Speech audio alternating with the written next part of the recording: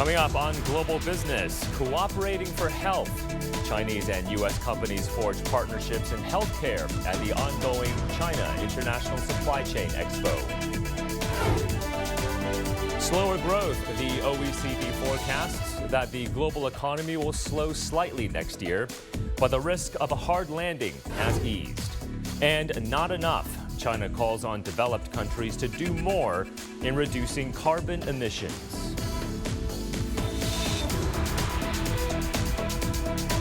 And welcome everyone to Global Business here on CGTN. I'm Michael Wong in Beijing. First up, Xi Jinping, General Secretary of the Communist Party of China Central Committee, made an inspection tour in East China's Shanghai from Tuesday to Wednesday. So for more on this, I want to bring in Professor Liu Baocheng, Dean at the Center for International Business Ethics at the University of International Business and Economics. Professor Liu, thank you for joining us. So what signals does President Xi Jinping's inspection tour to Shanghai send? Well, Shanghai is the powerhouse for logistics and the financial services, and now it also enjoys one of the highest pool of talents over there with advanced equipment. So therefore, from the number of visits he made to different places in Shanghai, it shows that President Xi cares about the financial stability and also the prosperity of the Chinese, the exchange program, and also he pays a great attention to the innovation drive where Shanghai can really play a leading role. And he also paid a visit to the subsidized housing program, in which he shows that he really cares about the living standard of the people over there. And we can really see that he is really focusing on one is the people's life, the other is the Chinese drive for innovation, and third is really for the Chinese gesture of further opening, because Shanghai is a leading one towards the connectivity between China and the rest of the world. All right, Professor Liu, thanks for that. We're going to come back to you in just a second. Meanwhile, the first China International Supply Chain Expo continues its second day right here in Beijing. The expo welcomes some 515 Chinese and foreign enterprises and institutions participating in exhibitions on healthy life, on digital technology, smart vehicle, green agriculture, and clean energy. Authorities earlier released a report on global supply chain promotion, which highlights several key trends in supply chains, such as diversification, digitalization, and the emphasis on environmental friendliness. The report emphasized the significance of cooperation in better optimizing resource allocation, speeding up the recovery of the global economy, and addressing common global challenges. The Beijing Initiative was also announced at the expo, aimed at maintaining a stable global supply chain.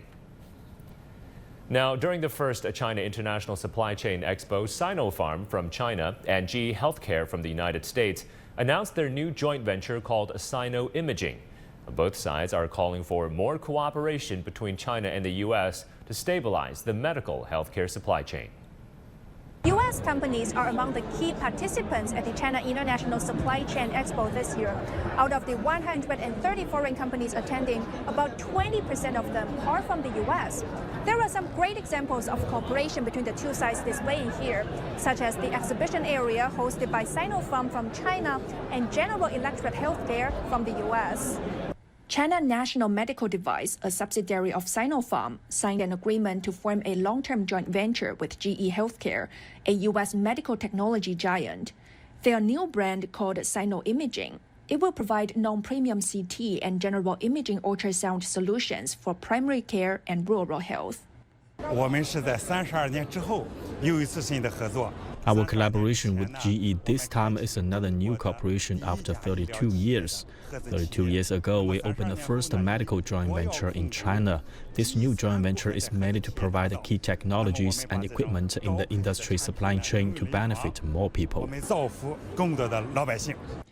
Representatives from the two sides agreed that cooperation between companies from China and the U.S., the world's two largest economies, plays a crucial role in stabilizing global healthcare supply chain. And we're so glad to see President Xi and President Biden's meeting in San Francisco. And then healthcare is one of the common areas, and people should work together. We also believe the supply chain is a great common area. It's cross-country, cross-border. People should work together to provide the security for supply chain. 中美是两个大国。 China and the United States are two major players in healthcare. There are many high-tech medical equipment and pharmaceutical companies in the two countries. Deep bilateral cooperation is conducive to the stability of the world's pharmaceutical industry supply chain. Both sides said they aim to develop and manufacture more medical equipment to address the growing needs of China's healthcare market. Zhu, CGTN, Beijing. And CGTN's Xu Xinchen has caught up with Kenneth Stachersky, the Chief Global Supply Chain and Service Officer of GE Healthcare, to talk more about the firm's expectations from this expo. There is definitely potential growth here in China. And recently, I've read that a top management from GE Healthcare have said China is like a granary for global supply chain and fueling global manufacturing. But also, if we look at today's China's economic structure, the country has been upgrading its economic capabilities, so no longer just focused on labor-intensive jobs. So would you mind helping us to better understand this granary for global supply chain? Yeah. So our plants here for GE Healthcare are some of the largest in the world, and we supply the entire world from China. So we're very invested in this footprint, not because of labor. Granted, early in the 1990s, the original reasons for coming here might have been labor, but we now have some of the best technology plants in the whole world in GE Healthcare here in China. And we're continuing to invest in new state-of-the-art technology to make us more technology independent and more efficient as a company. So we're very excited about leveraging the innovation here in China, the speed here in China, and you know it's less and less about the labor here in China and more about the technology. We've got over 1,000 suppliers that we use here in China that are part of our partnership programs, all around our 7 plants. And continue to innovate in these partnerships as well. And for more on global supply chains, I want to bring back Professor Liu Baocheng from the University of International Business and Economics. So, Professor Liu, how do you see China's role in stabilizing global supply chains in what I would say is a rather uncertain economic environment? Well, over the years, China has been both the beneficiary and also the leading contributor to the stability and resilience of global supply chain. Every year we register in recently the nearly $600 billion US in terms of import and export. And so this can really help to alleviate some of the shortages in the foreign exchange for those exporting countries into China. And in the meantime, China produces nearly 20% of the manufactured goods for the whole world. And it really dwarfed the conventional ones like Germany and Japan. And so that really helped also to give more confidence to the consumption side, around all corners of the world. And plus that China is also moving up its position along the supply chain, which can also benefit the Belt and Road countries by sharing the technology and by particularly spreading the application of the cutting edge one. And now China is also facing a rapid change in terms of the digitization and decarbonization, and this experience and also the formation of such a manufacturer and also the change of some of the processes can also be shared with friendly countries. So, Professor Liu, you spoke about decarbonization and clean energy. Well, that's one of the 5 key themes at the Supply Chain Expo. China, of course, is undergoing a massive green transition itself. How important is global supply chain cooperation if the international community wants to achieve its carbon neutrality goals?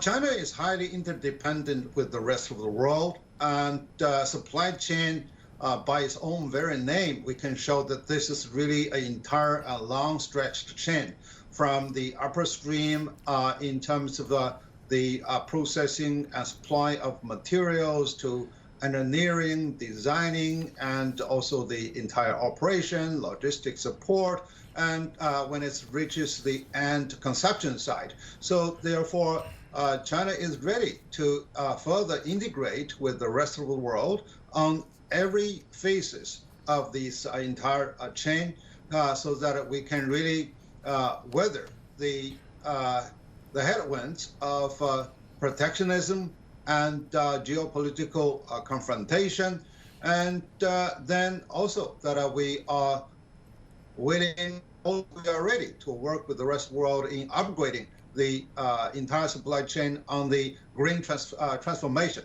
because China is now the biggest producer of many of those the environmentally friendly gadgets, from e-vehicles to solar panels, etc. And China is also getting engaged in further collaboration with the rest of the world in defining and also in discovering the new ways and new materials, so that we can really bring about a more eco-friendly type of living life and also the production.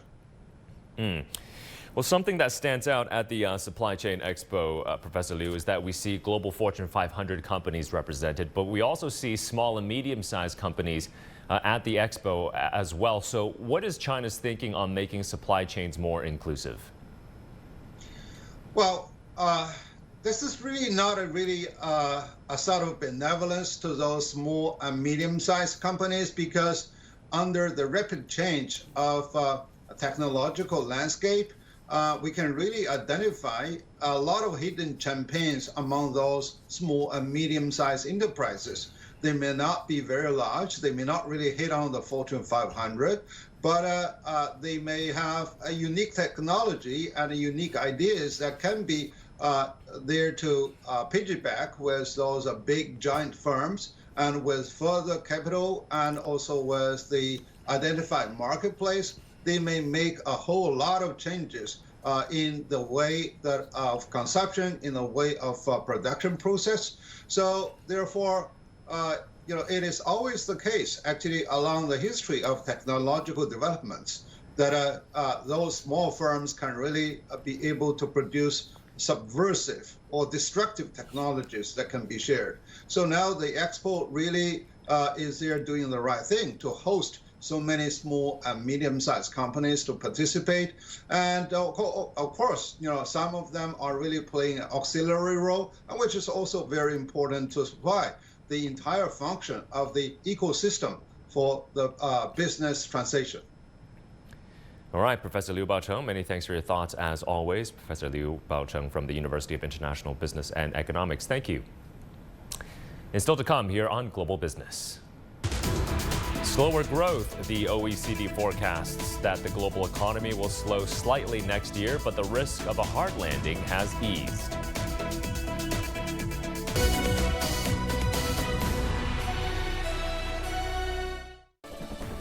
It's the world's first national-level expo focused on supply chain. 5 major supply chains that will define the future of prosperity. Discover cutting-edge solutions and innovation as entire industry chains are on display. Witness the power of global cooperation ensuring supply chain stability and resilience. The first China International Supply Chain Expo, connecting the world for a shared future. Only on CGTN.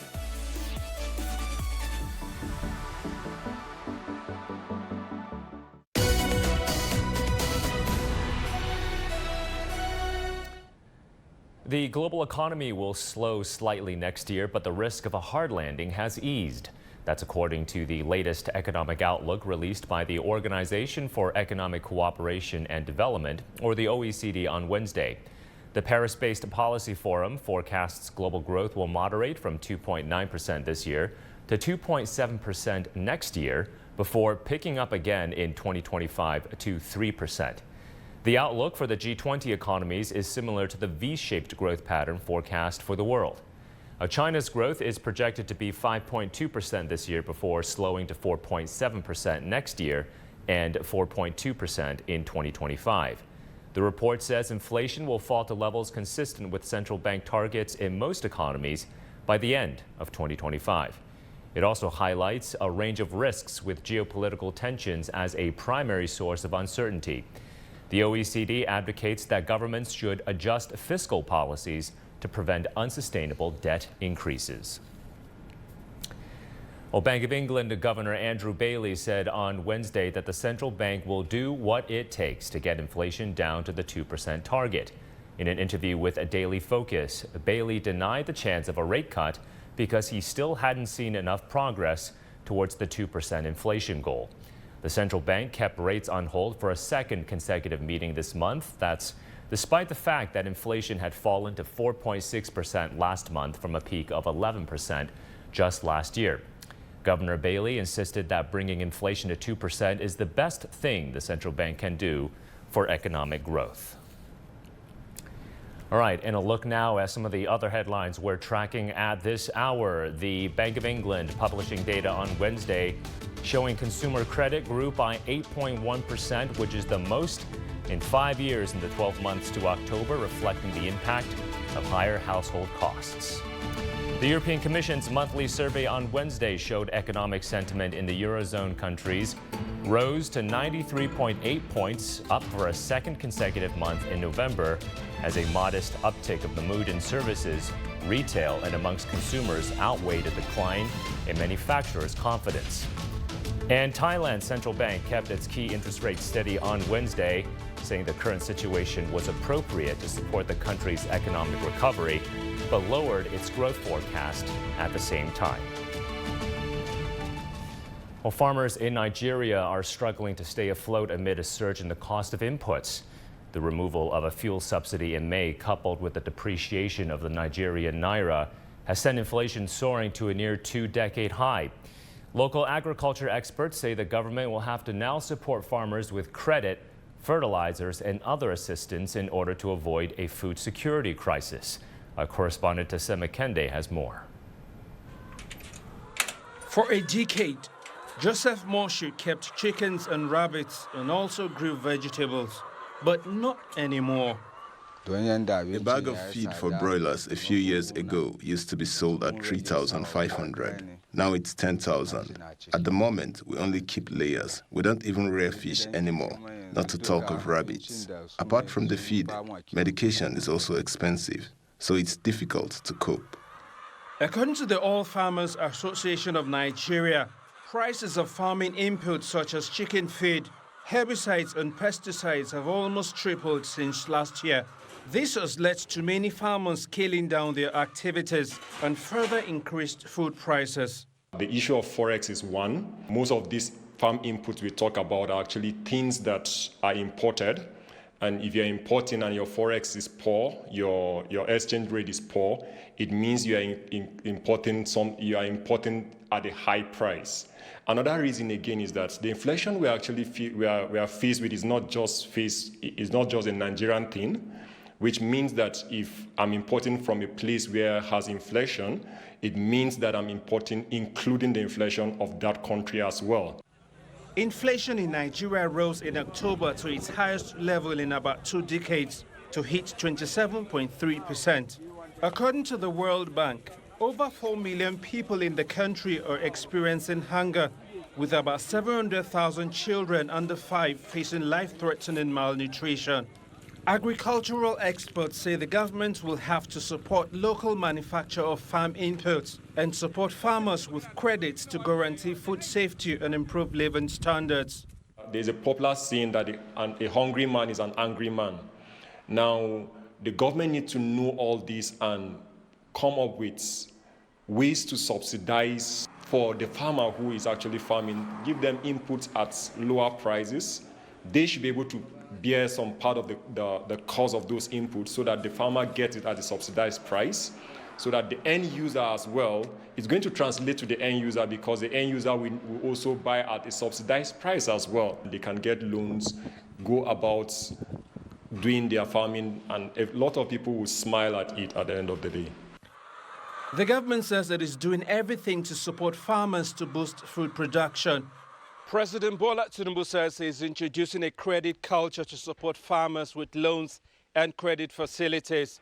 He says improved seeds and fertilizers will also be released to farmers and households at subsidized rates to enhance cultivation of different food items.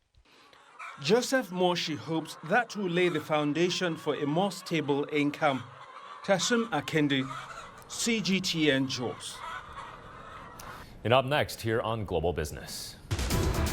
Not enough. China calls on developed countries to do more in reducing carbon emissions.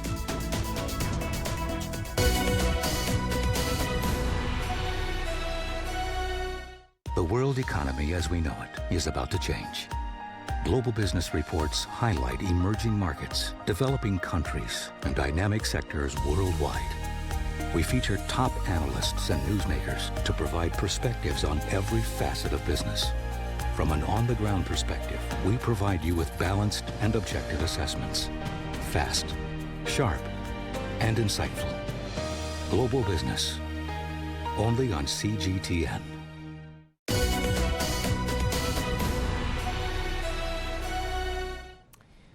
With the COP28 climate talks set to begin in Dubai tomorrow, China's foreign ministry has called on developed countries to do more in dealing with climate change challenges. Take a listen.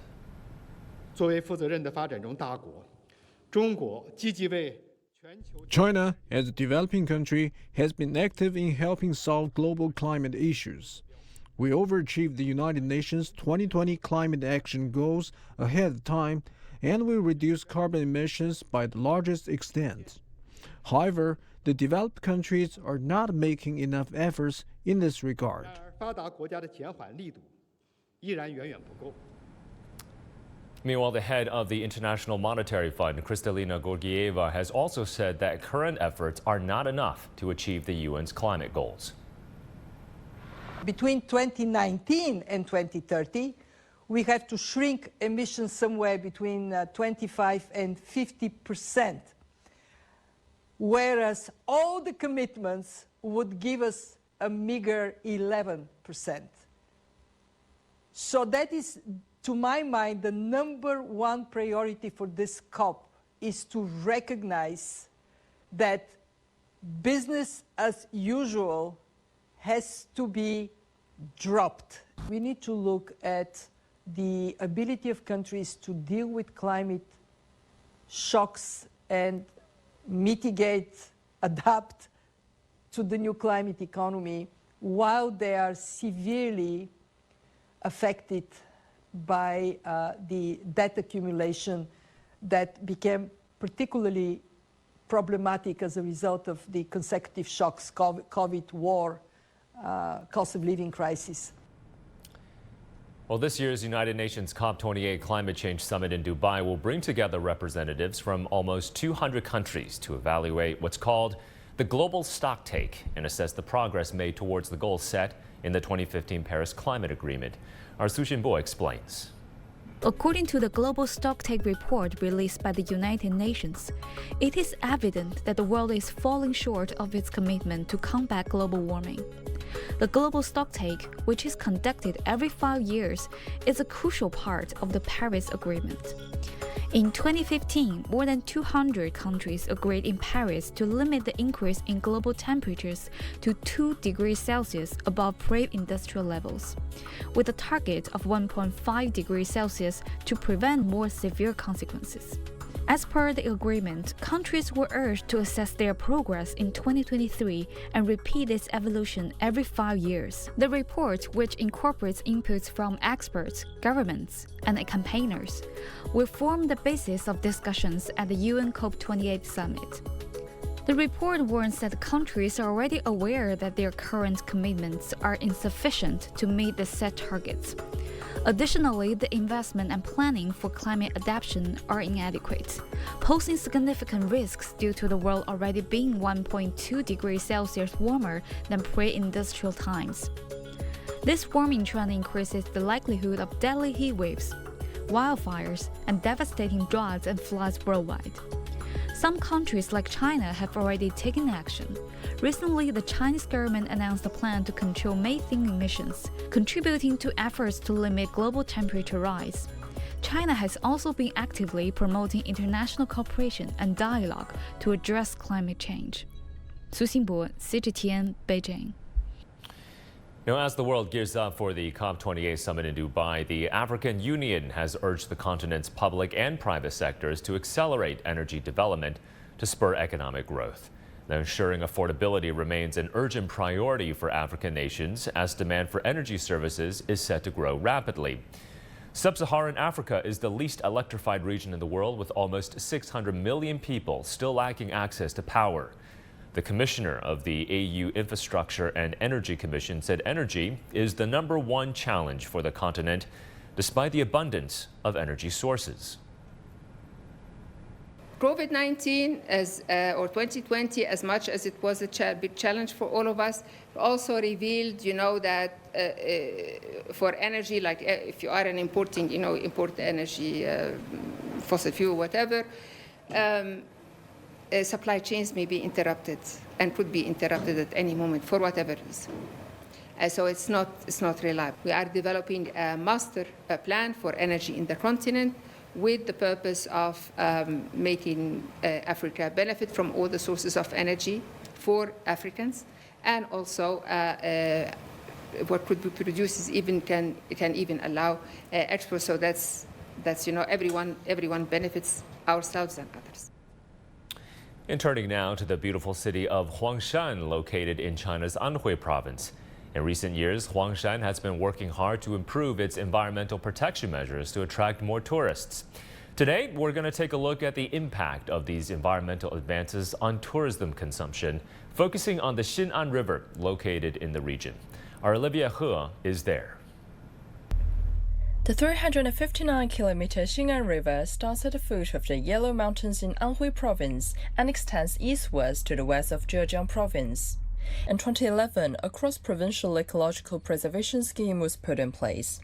Anhui, which lies upstream, heavily invested into measures to improve the water quality of the Xin'an River's apparatus and the surrounding environment. 8 years on, the water quality of Zhejiang County section of Xin'an River has been improved to Grade 2, the second highest level in China's 5-tier water quality system. This means it can be used as a drinking water source. A good environment also helps boost tourism development. This year, the number of tourists coming to visit the river hit 300,000. The healthier environment on one end drives tourism consumption. On the other end, it benefits the local community living along the river. For instance, fishermen who used to make a living by fishing have now turned their businesses into tourism-related activities, such as selling local products, operating Airbnb accommodations, and running coffee shops. Ever since more tourists started coming, those forgotten villages are turning into a hotspot for travelers. And the great thing is, they're really promoting the local culture and tradition of Anhui Province, as well as creating more job opportunities for local people. Olivia He, CGTN, Huangshan City in Anhui Province. And with that, we're going to wrap up this edition of Global Business here on CGTN. I'm Michael Wong here in Beijing. Thank you for joining us. We'll see you again next time.